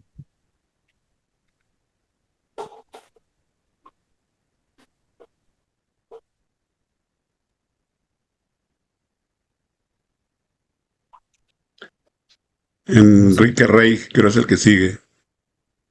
Sí, pero el Magali no me... Bueno, Es que tengo estaba hablando y tenía el micrófono apagado, excúsenme. Pasemos a nuestro hermano Enrique Rey a la sala. Adelante, Enrique. gracias Magali. Pues, José Luis, muy bonita conferencia. Quiero felicitarte. Me encantó la manera como la presentaste y quiero que te animes a seguir haciéndolo porque lo haces muy bien. Tienes como mucho talento para esto. Y la hermana chamana que acaba de pasar, que nos diga dónde consulta, porque también hace mucha falta que podamos hacer una que otra consultita. No, muchas gracias, José Luis. Era nada más felicitarte. No, gracias a ti, Enrique. Tengo mucho que agradecerles a ti, a Isaac, a tantas personas con las que he podido estar cerca en la teosofía, ¿no? Gracias a ti, más bien. Y a Ceci, que está ahí al lado.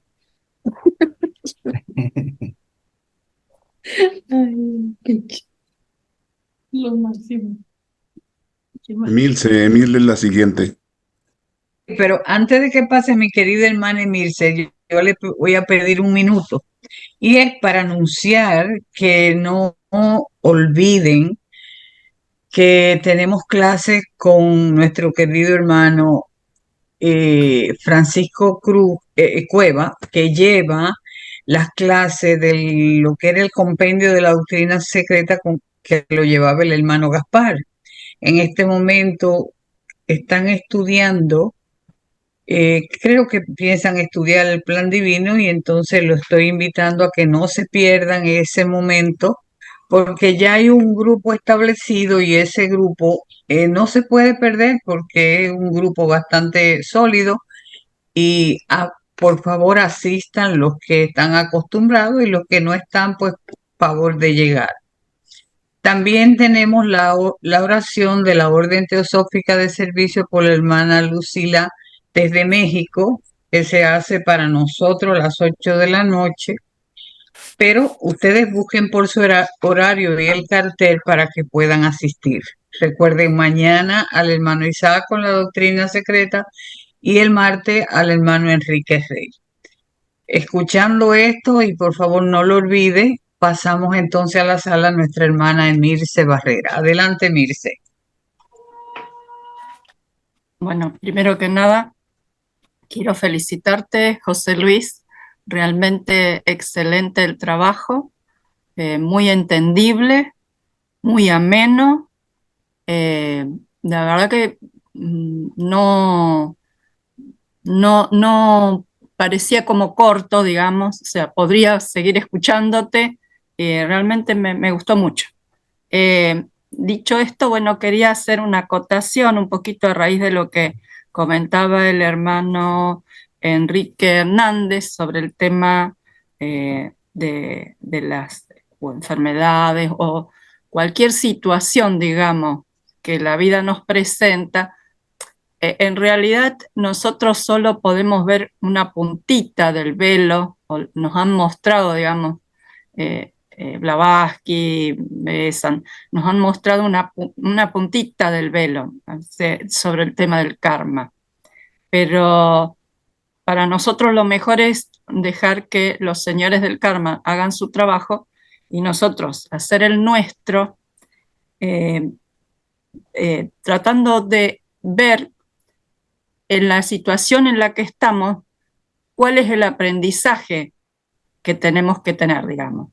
Aprovecharlo como un día de clase intensivo, digamos. A veces hay situaciones difíciles, duras, pero justamente son esas las situaciones de las cuales más aprendizaje se puede sacar.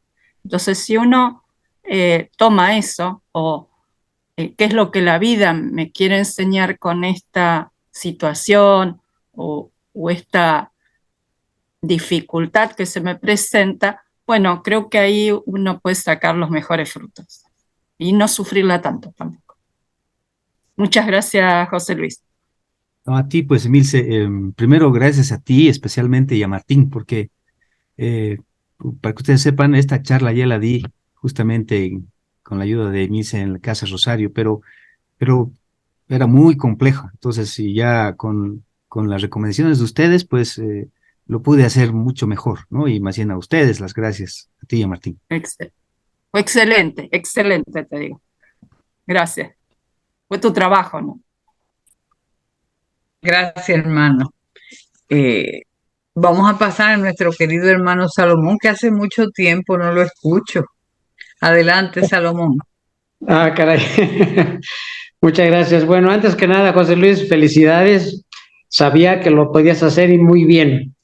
Oye, Jesús Luis, dentro de las preguntas que hicieron los hermanos, me surgió una que me parece interesante, es acerca del Kamaloka. ¿Lo que pasamos en Kamaloka es parte de nuestro karma? Esa es la pregunta. Gracias. Gracias, Salomón. Y no, pues contigo estamos estudiando otro texto y compartimos lindos momentos, ¿no? Sí, gracias. Bueno, el Kama Loka, y ahí, bueno, no tengo mucho conocimiento de causa, pero lo que entendí, lo que explicaba Isaac en algún momento es que es un estado de conciencia, ¿no? En el que tenemos que revisar toda nuestra vida, la que hemos dejado. Y ahí, con ayuda de estas jerarquías, pues tomamos conciencia, y no solamente una conciencia como ahora mental, sino una conciencia mucho más profunda de todos los detalles y las consecuencias de cada acto, no solamente los más complejos, sino actos muy sencillos en las que vemos las consecuencias, y eso es increíble. Imagínense el ver las consecuencias de los actos más pequeños que hayamos hecho, que tal vez hoy los consideramos benignos, pero podríamos ver consecuencias no tan benignas. Eso nos va a tocar cuando estemos en el Kamaloka repasando, haciendo un repaso con plena conciencia de todo eso, ¿no? Eso, Salomón. Y bueno, pues que lo que nos dijo también Enrique, Isaac, el mismo Gaspar, que es donde podemos avanzar, no es en el Kamaloka, peor en el de Bachán, donde estamos descansando, ¿no? Es en esta vida. En esta vida tenemos la oportunidad para avanzar. Lento, rápido, decidimos nosotros, pero tenemos la oportunidad en vida. Después no, después ya es otro tema, ¿no? Gracias, Salomón. Sí, José Luis, más que nada lo digo porque en Kamaloka pues hay sufrimiento, porque ya no tenemos un cuerpo físico donde desahogarnos. Sin embargo, hay un sufrimiento por lo que hemos hecho, bueno, porque estamos, digamos, en el planeta todavía, en el astral, pero estamos recordando todo aquello, estamos repasando todo aquello que hemos vivido y hay un sufrimiento, especialmente cuando, pues, por decir, tenemos algún vicio. Entonces, tenemos, más bien creo que visitamos a esos lugares donde frecuentábamos y volvemos a tener esa necesidad de ese vicio, pero ya no podemos desahogarlo porque ya no hay un cuerpo físico. Y yo digo, por lo tanto, hay un sufrimiento y por eso fue la pregunta. Gracias. Sí, Salomón, y gracias por la aclaración, porque no creo que solamente sea sufrimiento, sino también hay pues alegría, ¿no? Porque imagínense que vemos que un acto pequeño ha tenido consecuencias importantes para esa otra alma, ¿no? Un acto pequeño. Piensen en el más pequeño. Entonces, seguramente también pues nos alegramos mucho de eso, ¿no? No creo que sea solamente para ir a sufrir. Definitivamente, al entender las consecuencias de nuestros actos pequeños y nuestros actos grandes que nos han sido correctos, seguramente que sí, nuestra alma sufre mucho, ¿no? Pero sufre porque tiene que tomar conciencia de la dimensión de los actos que ha vivido, ¿no? Entonces, creo que es de ambos lados, ¿no? Sí. Muchas gracias, José Luis. Felicidades. Gracias. Abrazo, man. Gracias, Salomón. Pasemos ahora a Esteban Prado. Hola, Hola, Esteban, adelante al salón. gracias. Gracias, José Luis. Demasiadas gracias por tu ayuda. Bueno, no pretendo hacer ninguna pregunta que sea más allá de las limitaciones que podemos contestar.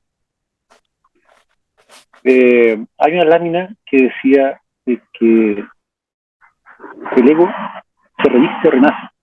Entonces, a mí me causa, digamos, algo conceptual. Me gustaría entender un poquito más, porque el ego no es lo que se va a deshacer en el siguiente plano después de la muerte física.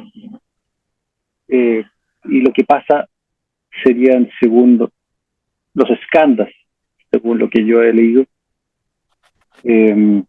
más el ego, a mi parecer, y eso es lo que te quería consultar, el ego es algo que deberíamos tratar de darnos cuenta y de eliminar, en realidad. Por favor, corrígeme si me equivoco. Esa es la idea de la pregunta. Ya que una de las misiones más importantes de las muchas que hay, que nos están encargando, digamos, es servir sin ego. Entonces, eso ya te dice, bueno, es tratar de sacarlo, tratar de verlo para poder servir realmente. Entonces, esto me hace, esa es la pregunta que tengo. Muchas gracias, Esteban, y te agradezco particularmente tu pregunta porque evidentemente tendemos a confundir el ego con el egoísmo y con la personalidad, ¿no? El ego del que habla Annie Besant se refiere al alma, ¿no? No es la personalidad, que es la que viene y se reviste de los escándalos, que son las tendencias, ¿no? Y que luego tienen que irse disolviendo, cuando morimos se disuelven y obviamente pues hay toda una historia al respecto, ¿no? Pero habla sobre el alma, ¿no? No es el ego. Y gracias por la pregunta porque es importante aclarar eso, ¿no? Para que no se malentienda, ¿no? Gracias, Esteban. Gracias. Bueno, gracias, Esteban. Ahora vamos a pasar a nuestra querida hermana Edith. Pase Querido, a la sala, Edith. sí, Edith gracias. Padilla. Gracias. Creo que no hay solamente felicitarte, querido hermano José Luis, compañero de trabajo y de cuitas,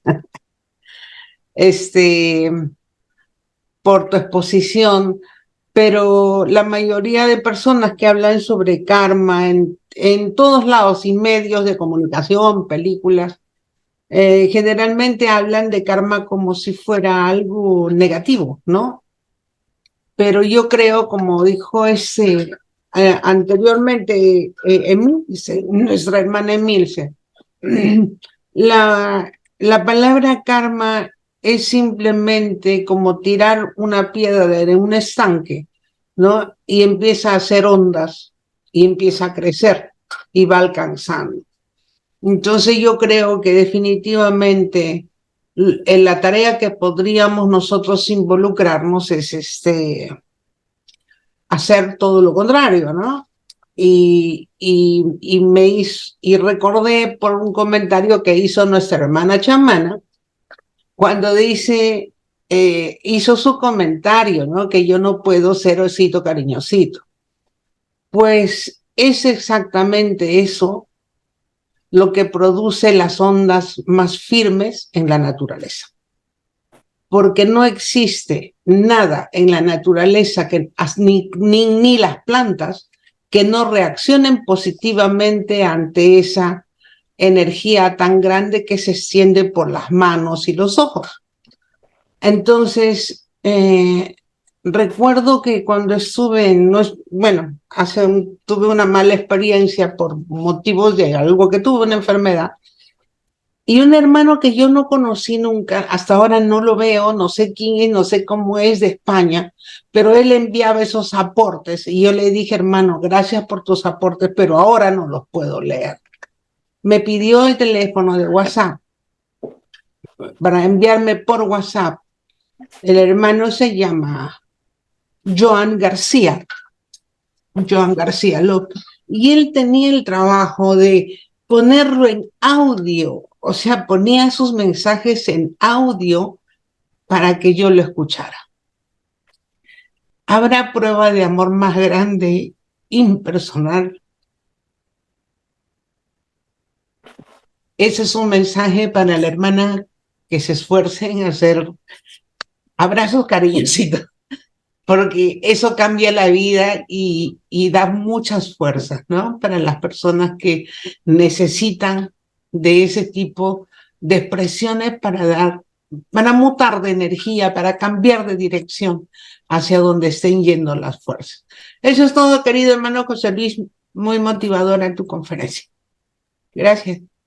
Gracias a ti, Edith, y qué bien que estás, porque contigo hemos tenido largas conversaciones y también he aprendido mucho de tus consejos. Gracias a ti, Edith. Gracias, hermana. Ahora vamos a pasar a María y yo quería terminar yo puse mi manita, pero no sé, no aparece la manita mía porque quería una preguntita. Bueno, pero vamos a pasar a la hermana María al salón y después, si no se me cae la manita, pues yo quería una Sí preguntita. estaba tu manita, se cayó, pero sí estaba. Magali, también hay 3 preguntas en el chat. Pues después que termine María y finalizamos con la mía. Ok, adelante María, por favor, al salón. Buenas tardes. Hablando de karma, no se ha hablado de la astrología, que yo creo que está un poquito relacionada. ¿Podría ser la astrología una herramienta dada por los sabios para valorar cómo vamos con nuestro karma? Porque yo hay veces que veo cartas astrales de personas que como que no han superado su carta astral, que le va la vida mucho mejor, y cartas astrales de personas que la van cumpliendo a rajatabla, con lo poquito que sé de astrología.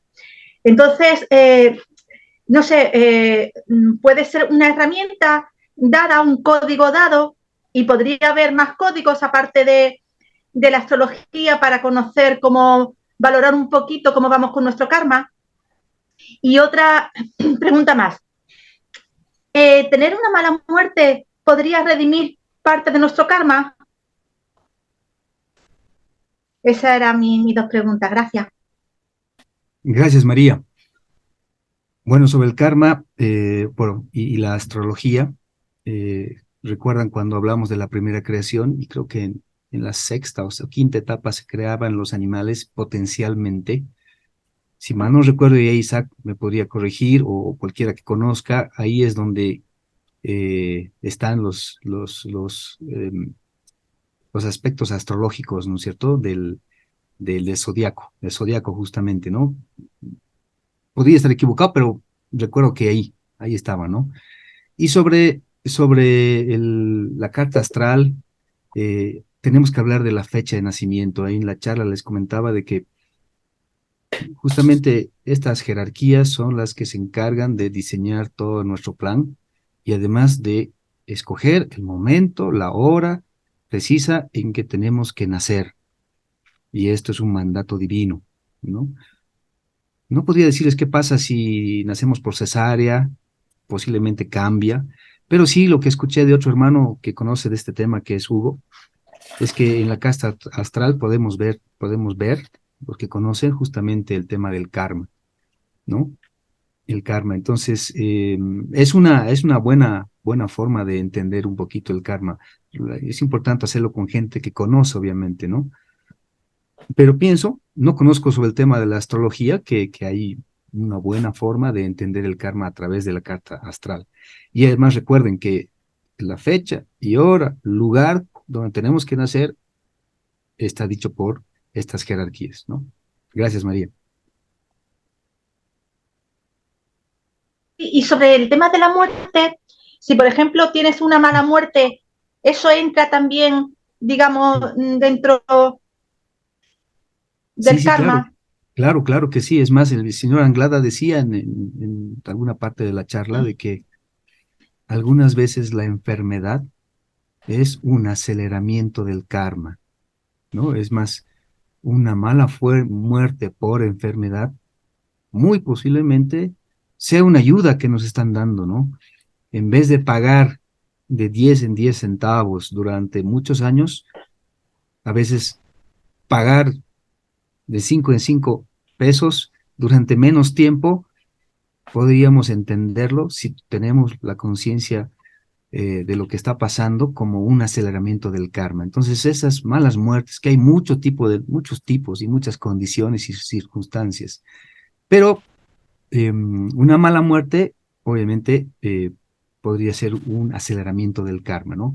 Lo que decía Isaac es que en la muerte, en la medida de nuestras posibilidades, tenemos que tener la mayor conciencia posible, porque así como el nacimiento es importante, la muerte también es muy importante y mejor si no estamos sedados o con medicamentos que nos permiten pasar al otro lado en forma, sin toda la conciencia y la atención que debe haber en ese momento, ¿no? No siempre es posible, pero bueno, pues es la recomendación. Gracias, María. Muchas gracias. Pues entonces terminamos conmigo, José Luis, y tú sabes que cuando, eh, muchas gracias por tu trabajo, primero, darte las gracias por tu trabajo y definitivamente uno, uno se da cuenta, vamos caminando hacia adelante, vamos caminando hacia adelante y qué bueno cuando gente joven se atreven y van caminando. Te felicito porque por tu ponencia.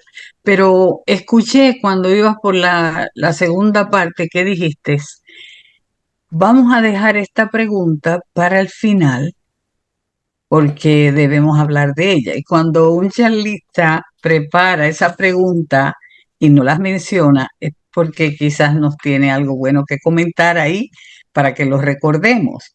Entonces dijiste, ¿tenemos libre albedrío? Bueno, yo creo que el libre albedrío, para mí entender, está entre comillas, pero me gustaría ver qué tú nos tienes a nosotros de ese libre albedrío para terminar tu charla, porque ese es un interrogante que cada uno tenemos. Libre albedrío, pero hello, quiero hacer esto, pero hello, cerran la puerta. Por eso yo pongo el libre albedrío entre comillas, pero vamos a escucharlo porque me interesé de parte tuya. Adelante, José Luis. Gracias, Magali, y bueno, te agradezco por la pregunta porque mientras hacía el estudio, pues yo decía, pucha, definitivamente pues tenemos muy poco libre albedrío porque todo está planificado. Es más, si nos equivocamos, pues nos llega la ley y nos vuelve a poner en camino, ¿no? Evidentemente podemos escoger qué vamos a comer ahora, qué vamos a vestir mañana, si vamos a estar con la familia o vamos a estar con los amigos, y parecería que eso es libre albedrío, pero eso es en esta vida, es de aquí unos cuantos días, y podemos tomar otras grandes decisiones en el matrimonio, en lo que vamos a estudiar, en los amigos que vamos a tomar, también ahí tenemos libre albedrío. Pero ese libre albedrío pienso que nos da cierta orientación. Lo grueso creo que está cuando pienso tengamos más conciencia. Creo que, no sé si Emilce o alguien decía en alguna de las charlas de antropogénesis o cosmogénesis que cuando tengamos más conciencia y tengamos menos vínculos kármicos, con menos almas vamos a tener mayor libre albedrío. Esa es una idea que tengo, podría estar equivocado. Y otra cosa que quiero agradecerte también, Magali, porque hay algo que yo quería decir al principio, que sí considero que yo decía hablar de estas jerarquías puede ser hasta un atrevimiento, ¿no? Porque al hablar de estas jerarquías, pues uno sería normal que vea parcialmente las cosas, ¿no? Entonces, sin embargo, como ya había escogido el tema, dije, bueno, pues tengo que hacerlo y espero que ellos me entiendan. Eso, Magali, muchas gracias. Bueno, tenemos aquí a un hermanito que no lo puedo dejar, aunque sea desobediente, porque dijimos acabábamos, pero no puedo dejar a Chuy. Uy, claro. Adelante, Chuy, para dejar después en libertad con su libre albedrío a José Luis. Así es, así es. Perdón, ya sabes que yo soy siempre el que estoy ahí haciendo cosas que no se deben, pero en esta ocasión creo no podía faltar dar mi comentario hacia José Luis. Gracias, hermanito. Pasa a la sí, sala, no te preocupes, no te preocupes. gracias a ti, Magali. José Luis, pues todo lo que nos han dicho, Enrique, Isaac, Magali, todos los que nos han dado alguna instrucción, nos lo dan en una forma, pues a lo mejor porque no la conocemos, no la entendemos un poquito con sus reservas, con sus bemoles o a la veces no le entendemos por las características como nos lo dicen. Ahora, como tú lo dijiste, como lo expresaste, como hiciste ese resumen de varios eventos o de muchos años que hemos estado en estas pláticas, lo sentí muy ligero y muy entendible, aunque haya personas que no lo hayan escuchado. Con esto que tú dijiste, hiciste un resumen muy adecuado para todo lo que hemos visto, y así lo sentí yo, porque a lo mejor yo ya lo vi, pero fue muy adecuado, lo hiciste muy digerible todo lo que dijiste, y pues muchas felicidades, José Luis, todo lo que nos comentaste y tu trabajo que enviaste por PowerPoint, no, hombre, es perfecto.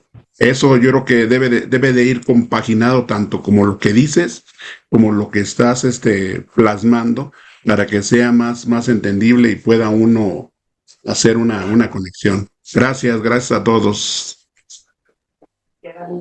Gracias a ti, Chuy. Qué bueno que el trabajo haya llegado, de cierta forma. Me alegro mucho y para nada es perfecto. Un resumen, bueno, es un desafío hacer este tipo de resúmenes, pero bueno, pues lo he hecho con mucho cariño para ustedes. Mostrar lo que he entendido. Hay muchas cosas que no entiendo y tenemos que seguir adelante. Gracias a Dios tenemos a las personas que nos van a seguir orientando, eh, y no solamente en las charlas, ¿no? En la vida, en el día a día.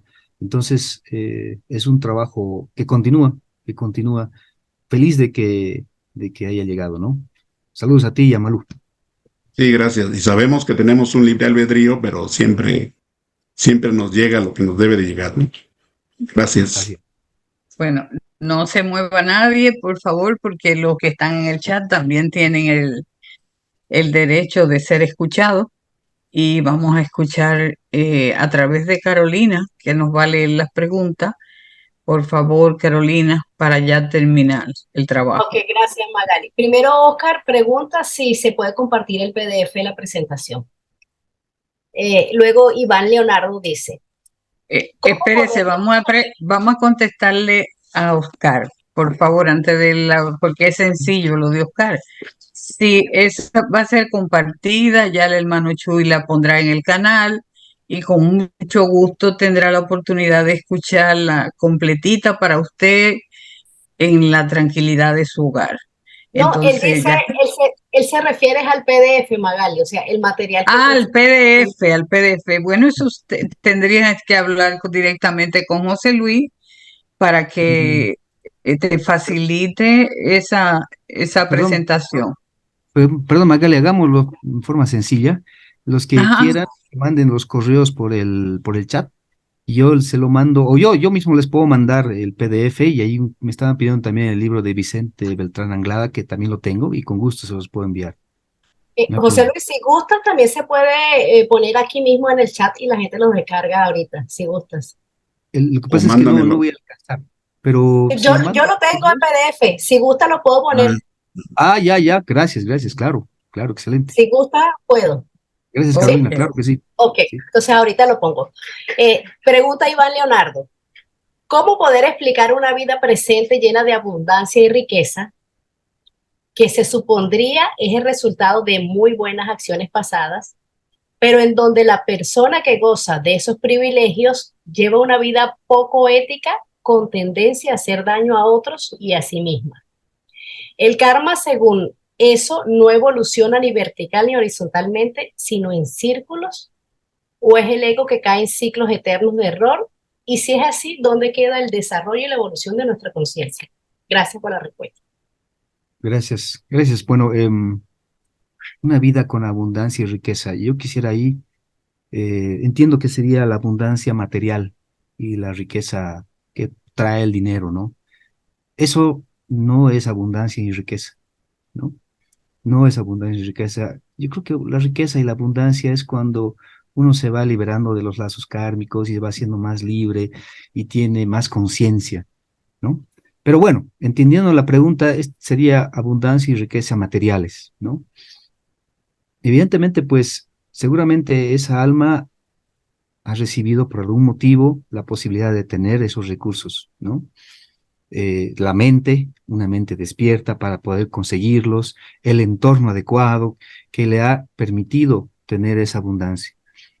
Pero si esa abundancia se utiliza únicamente para propósitos egoístas, creo que pienso, y es mi idea, que podría estar equivocado, de que en la siguiente encarnación justamente esa persona o esa alma va a tener esas limitaciones que le van a hacer ver, tomar conciencia que debió haber usado sus recursos de mejor forma, ¿no? Es la idea que tengo. Gracias por la pregunta. Y Enrique Choi pregunta, ¿qué es Mahat? Mahat, la mente divina. Mahat, la mente divina, la que de la seidad, del absoluto, ¿no es cierto? Pues es el impulso creador, el que anima todo, anima todo. No es fácil hablar de Mahat, porque hablamos de la mente y pensamos que es nuestra mente, la mente de nosotros, pero no. Esto es algo de esferas muy superiores del origen, del inicio de este Manvantara, ¿no? ¿No? Gracias. Eso sería todo, Magali y José Luis, las preguntas que están por aquí, aparte de muchas felicitaciones, por supuesto. Gracias. Bueno, nos encantó tu presentación, José Luis, gracias. Me encanta cuando esos jóvenes se atreven ahí a decir, hay recursos para seguir adelante, y esta no va a ser la última, es la primera, y te damos las gracias por tu trabajo. Adelante y seguir así. Bueno, 1 millón de gracias, que pasen una linda tarde y nos vemos el domingo que viene. ¡Ay, Tere, qué bella! Pues sí, el domingo que viene aquí estaremos escuchando una conferencia bien interesante, no se la pierdan. Ya les mandaré el cartel. Así es que 1 millón de gracias a todos, los amo mucho. Gracias, Gracias. gracias, Cali, gracias.